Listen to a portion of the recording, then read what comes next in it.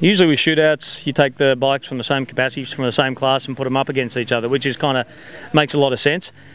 What we thought we'd do this time around is take all the bikes in, I guess, what's now been called the mid-capacity class, so anywhere between the 250s and 450s. It's an area that's not populated by the Japanese at all. It's almost like the Japanese manufacturers completely turned their back on it. You know, a lot of their enduro bikes are sort of based off their motocross platform with 250s and 450s. But in between now, in the last sort of 3, 4, 5 years, you've seen all the European manufacturers really step up with their mid-capacity offerings.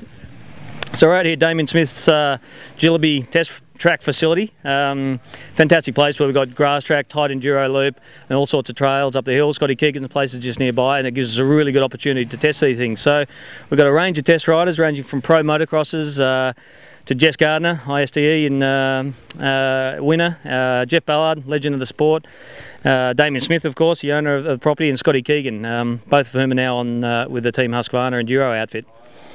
So 350s, what are they? Well, let's start with the Beta quickly. The 350 and the 400, the only carb-fed bikes of the lot.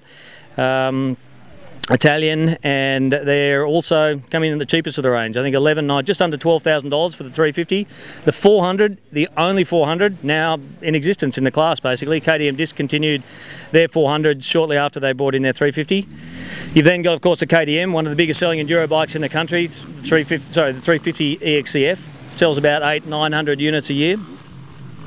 We also have the first of the new Austrian-made 350 Husqvarnas, the FE 350, which is essentially the Husaberg with a linkage, different bodywork, etc. And then I guess the dark horse of the group is the Sherco, the French-made Sherco. It's a 300, very much a different platform from the bigger bore Shercos they brought out with a WP suspension, Brembo brakes, Brembo clutch 2 years ago for 2012, and done quite a few modifications, including some big mapping modifications last year.